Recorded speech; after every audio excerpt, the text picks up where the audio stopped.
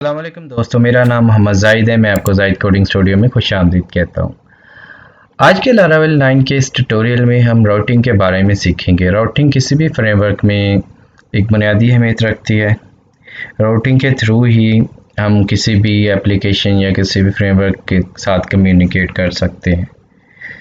Routing basically हमारी help करती है कि हम कुछ रूट डिफाइन करें, उस रूट के अगेंस्ट कोई हमारा कंट्रोलर कॉल हो रहा है और कंट्रोलर के आगे उसका मेथड होता है। वो मेथड हमें कोई व्यू रिटर्न कर रहा होता है या हमें कोई डाटा रिटर्न कर रहा होता है। तो ये है जी राउटिंग। तो चलें शुरू करते हैं लारावेल का आज का ट्यूटोरियल। सबसे पहले हम राउटिंग के बारे में देखेंगे थोड़ा सा कि राउट की क्या डेफिनेशन है। तो उससे आगे फिर हम कुछ देखेंगे कि राउट्स कहाँ पे डिफाइन करते हैं और राउट्स के कुछ इंपॉर्टेंट मेथड कौन कौन से हैं, और इसके अलावा हम कुछ बेसिक राउट्स के बारे में सीखेंगे। सबसे पहले हम देखते हैं कि राउटिंग क्या है। बेसिकली किसी भी एप्लीकेशन को जो रिक्वेस्ट यूआरएल है वो कैसे जनरेट करना है, उसके जनरेट करने का जो प्रोसेस है उसको हम राउट बोलते हैं।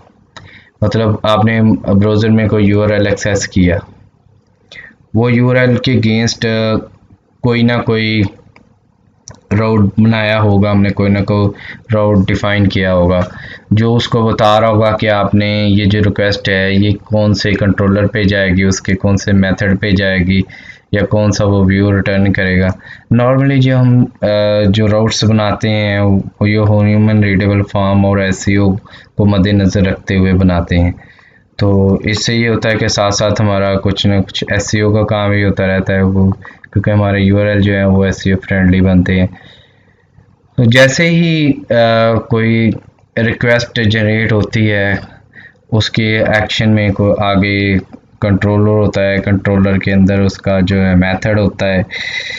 अगर हमने कोई राउट डिफाइन करना है या कोई रिक्वेस्ट जनरेट करनी है तो उसके लिए हमें कौन कौन सी चीज़ों का ख्याल रखना है। पहले तो हम डिसाइड करेंगे यूआरएल, मतलब हम यूआरएल जो बनाने जा रहे हैं वो किस मकसद के लिए है।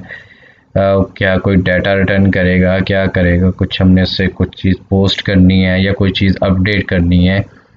तो फिर उस यूआरएल को हम किसी पार्टिकुलर कंट्रोलर के साथ एसोसिएट करेंगे और उसका आगे कोई मेथड होगा जिसको वो कॉल कर रहा होगा, तो वो मेथड कोई ना कोई व्यू रिटर्न कर रहा होगा। तो ये है जी राउटिंग। नेक्स्ट हम देखते हैं कि डिफ़ॉल्ट फाइल्स कौन कौन सी होती हैं राउटिंग की जो हमें मिलती हैं।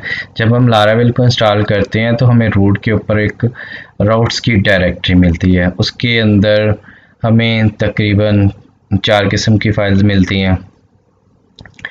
एक होती है web.php, दूसरी होती है api.php, तीसरी होती है channel.php और चौथी होती है console.php। जो भी वेब के रिलेटेड, वेब इंटरफेसेस के रिलेटेड जितनी रिक्वेस्ट होंगी वो सारी हम web.php में डिफ़ाइन करेंगे, और API के रिलेटेड जो भी होंगी वो API.php के अंदर। अगर हम रियल टाइम कम्युनिकेशन या रियल टाइम नोटिफिकेशन के लिए कुछ इस तरह का काम कर रहे हैं तो वो channel.php यानी कि ब्रॉडकास्टिंग के लिए इसमें। उसके अलावा console.php है। तो हमें जो बेसिक दो फाइल्स पे जिन पे हमने काम करना है स्टार्ट के ऊपर, वो हमारी दो फाइल्स ही होंगी, वो api.php होगी अगर हम API पे काम कर रहे हैं। तो अगर वेब के लिए यूआरएल बना रहे हैं, राउट्स बना रहे हैं, तो वो web.php होगी। हमारी जो मेन रूट के ऊपर ऐप डायरेक्टरी के अंदर प्रोवाइडर्स का फोल्डर होता है, उसके अंदर हमारे पास राउट सर्विस प्रोवाइडर। ये क्या करती है कि ये जो हमारे एप्लीकेशन के राउट्स के अंदर जो भी फाइल्स होती हैं उनको ऑटोमेटिकली लोड कर लेती हैं। और हमारा जो वेब का एक मिडलवेयर ग्रुप होता है जो इन राउट्स को साइन होता है, और जो ही कोई हमारी रिक्वेस्ट आती है तो ये अगर तो होस्ट है तो उसमें CSRF टोकन वगैरह चेक करेगा, और सेशन स्टेट वगैरह चेक करने के लिए ये और इस तरह की कुछ और भी फीचर्स होती हैं जो मतलब ये मिडलवेयर के थ्रू चेक होती हैं, फिर वो आगे कंट्रोलर के पास जाता है या मतलब। तो एपीआई मिडलवेयर जो होता है एलोकेट करता है roads in which are states. जो एपीआई के राउट में जो हमारे राउट्स होते हैं वो स्टेटलेस होते हैं, और उसमें क्या करता है ये डिफ़ॉल्ट, जैसे ही हमें एपीआई के लिए कोई रोड बना रहे हैं मिसाल के तौर पे, तो उसमें हमारे पास जो होती है प्रीफिक्स जो एपीआई स्लैश वो बेस यूआरएल स्लैश एपीआई जो प्रीफिक्स है वो ऐड कर देता है। जो एपीआई के लिए रिक्वेस्ट होती है उनको डिफरेंशिएट करने के लिए ये रिक्वेस्ट स्पेसिफिक एपीआई के लिए, उसको हम चेंज भी कर सकते हैं। अगर हम चेंज करना चाहें, इसका नाम चेंज करना चाहें वो भी कर सकते हैं, वो भी हमारे पास ऑप्शन होती है।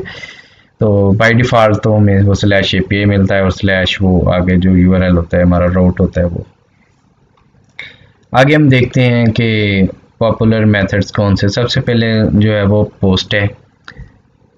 पोस्ट के थ्रू हम कोई भी रिकॉर्ड, न्यू रिकॉर्ड क्रिएट करते हैं। मिसाल के तौर पे हम कोई फॉर्म सबमिट करते हैं, फॉर्म के अंदर कुछ डाटा है, वो डेटाबेस में सेव होता है, तो वो एक नया रिकॉर्ड एज ए नया रिकॉर्ड या न्यू रिसोर्सेज भी कह सकते हैं उसको।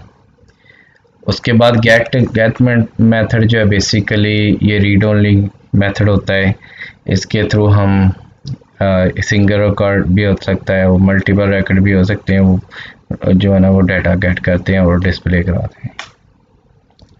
नेक्स्ट है पुट। अगर हमने एक पूरा रिकॉर्ड अपडेट करना है तो हम जस्ट पुट के मेथड के थ्रू एक आईडी और उस रिकॉर्ड के ऑब्जेक्ट के फॉर्म में सारा डाटा जो है ना वो सेंड कर देते हैं, तो उसको जो है ना पूरा रिकॉर्ड ही अपडेट करता है। अगर हमारा हम कुछ स्पेसिफिक एट्रीब्यूट को अपडेट करना चाह रहे हैं रिकॉर्ड में, मिसाल के तौर पर हमारे फर्स्ट नेम या लास्ट नेम या कुछ ईमेल है, ईमेल वगैरह या कोई फ़ोन नंबर अपडेट करना चाह रहे हैं, तो उसके लिए हम पैच इस्तेमाल करते हैं।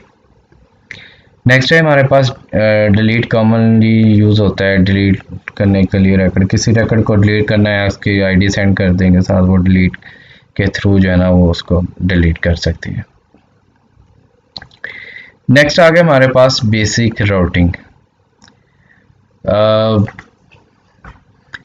मोस्ट बेसिक राउट्स जो है हमारे पास वो दो चीज़ें एक्सेप्ट करते हैं, यूआरएल और क्लोजर फंक्शन।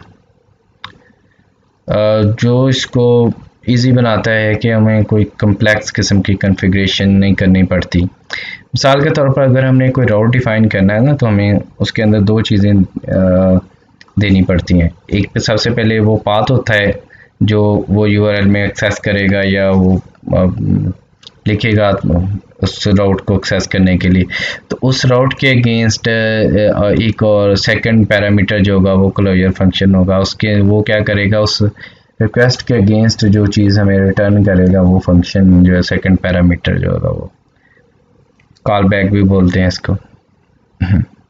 ये तब था जी राउटिंग के बारे में, हमने देखा बेसिक राउटिंग के बारे में। अब मेरे पास जो है ना लारावेल 9 इंस्टॉल है। अब हम वहाँ फाइल्स में जाके देखेंगे और कुछ बेसिक राउट डिफ़ाइन करके देखेंगे। ये जो मेरे पास लारावेल 9 इंस्टॉल है,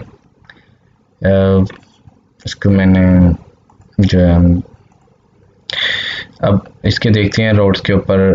रूट के हमारी ये रूट डायरेक्टरी है, उसमें हम देखते हैं कि हमारे पास राउट्स की डायरेक्टरी है, उसके अंदर हमारे पास ये फाइल्स मौजूद हैं। API.php है, channels.php है, console.php और web.php है। पहले हम web.php को ओपन करते हैं, देखते हैं। जैसे हम इस फाइल को ओपन करते हैं हम देखते हैं कि हमारे पास ये जो है ना एक राउट डिफाइन हुआ है जो वेलकम के व्यू को लोड कर रहा है। ये बाय डिफ़ॉल्ट होता है। अगर हम रिसोर्सेज में जाएं तो हमारे पास यहाँ पे व्यूज़ की डायरेक्टरी होती है। हम देखते हैं यहाँ पे हमारे पास वो ये वाला व्यू पड़ा हुआ है। अगर हम चलें हम इसको रन करके देखते हैं ये कैसे शो कर रहे हैं।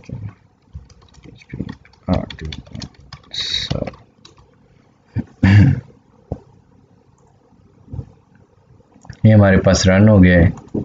अब हम देखते हैं, तो ये देखते हैं कि हमारे पास ये वाला व्यू लोड हो रहा है। जो हमने बैकएंड पे देखा व्यू की डायरेक्टरी में भी बाय डिफ़ॉल्ट ये वाला व्यू लोड हो रहा है हमारे पास।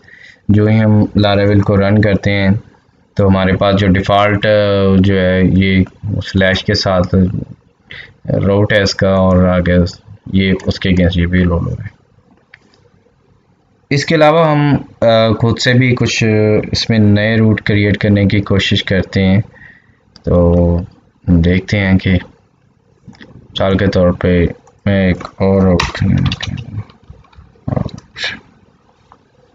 गेट, इसमें हम गेट का मेथड इस्तेमाल करेंगे क्योंकि हम यूआरएल के थ्रू एक्सेस कर रहे हैं, ब्राउज़र में एक्सेस कर रहे हैं यूआरएल के थ्रू, तो हमने जो है ना गेट ही यूज़ करना पड़ेगा।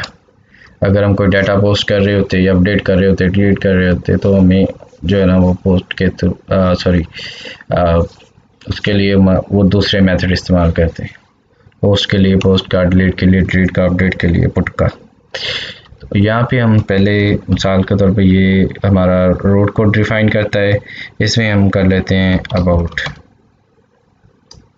और इसका दूसरा पैरामीटर हमारे पास जो है वो हमने कहा कि हमारे पास एक क्लोजर फंक्शन है का। इस क्लोजर फंक्शन में जो है वो हम एक खुद से नया व्यू बना लेते हैं, इसके अंदर उसको न्यू फाइल बना लेते हैं। हम इसका नाम रख लेते हैं about dot blade dot php, इसका नाम रख लेते हैं। ये ब्लेड इसका टेम्पलेट इंजन है जो बाय डिफ़ॉल्ट लारावेल प्रोवाइड करता है हमें, और इसका फ़ायदा ये है कि तो क्लीन, इसमें कोड जो है बहुत क्लीन लिखते हैं, और इसमें वो ज़्यादा बार बार PHP के टैग स्टार्ट या बंद करने की ज़रूरत नहीं है। हमें कुछ कर्ली ब्रेसेस यूज़ करनी पड़ती हैं और वो हमारा सिंपली वो सारा काम हो जाता है। ये हमने एक फ़ाइल क्रिएट की है about dot blade dot php, इसके अंदर मिसाल के तौर पर हम लिख देते हैं कोई भी अंदर अबाउट पेज। अब हम इस व्यू को हम राउट के थ्रू एक्सेस करते हैं। ये हमने एक राउट बना लिया, स्लैश अबाउट लिख दिया यहाँ पे, और हम यहाँ पे रिटर्न कर देते हैं कि व्यू है। व्यू हमारा एक मेथड है जो एक्सेप्ट करता है, इसमें हम बता देते हैं कि कौन सा व्यू लोड करना है। तो इसमें हमारे पास अबाउट का है तो हम उसे अबाउट का बता देंगे। तो अब हम जाते हैं जी ब्राउज़र में वापस, हम देखते हैं कि हम जैसे हम यहाँ पे अबाउट लिखते हैं तो ये हमें अबाउट का वो जो हमने यूआरएल अभी डिफ़ाइन किया है, राउट डिफ़ाइन किया है, वो हमें उसके अगेंस्ट जो है ना वो व्यू लोड करके हमें दिखा रहा है। इसके अलावा अगर हमने मिसाल के तौर पे व्यू नहीं भी लोड करना, या हम इसको ऐसे भी कर सकते हैं कि मिसाल पर लिख लेते हैं सर्विस। ये हम सर्विस के नाम से बना रहे हैं, उसके आगे हमारा फंक्शन है जी हमारा ये, और इसमें आते हैं जी फंक्शन के बीच में आते हैं, इसमें हम सिंपली कोई चीज़ इको करा देंगे तब भी ये हमें शो करवा देगा सर्विस पेज। ठीक हो गया जी। अब हम अगर यूआरएल में जाएंगे, ब्राउज़र में जाएंगे, यूआरएल में अगर हम यहाँ पे सर्विस लिखेंगे ना तो ये हमें सर्विस पेज वो शो करवा देगा। इसके बाद हम करते हैं इसके अंदर, मिसाल के तौर पर हम HTML लिखना चाह रहे हैं इसके अंदर, तो हम यहाँ पे HTML भी लिख सकते हैं। ये हमें लो करता है कि हम यहाँ पे HTML भी राइट कर सकते हैं। अब देखते हैं, ये देखते हैं इसके अंदर आके अब हम, तो ये उसने रीड कर लिया। तो ये था कि हम व्यू को कैसे लोड करते हैं। अगर हमने कोई व्यू लोड करना है तो उसको कैसे करेंगे, और सिंपली अगर हमारे पास कोई चीज़ एक को कराई है, हमने कोई वैसे कोई चीज़ प्रिंट कराई है, वो कैसे। तो ये था बेसिक राउट के बारे में। तो नेक्स्ट के लेक्चर में हम देखेंगे कि पैरामीटर हैं, अगर हमारे पास कुछ और वो कैसे पास करेंगे, व्यू में कैसे पास करेंगे, और इस तरह से सिंपल जो हमने इको कराया है उसके साथ कैसे उसको पेंट करके शो करवा सकते हैं। और इसके अलावा हम देखेंगे कि कंट्रोलर के थ्रू हम व्यू कैसे लोड करेंगे, फिर उसके अलावा पैरामीटर उसमें कैसे पास कर सकते हैं। तो ये सारा हम देखेंगे इस नेक्स्ट पार्ट में। तो आज के लिए इतना ही, तब अपना ख्याल रखिएगा। अल्लाह हाफिज़।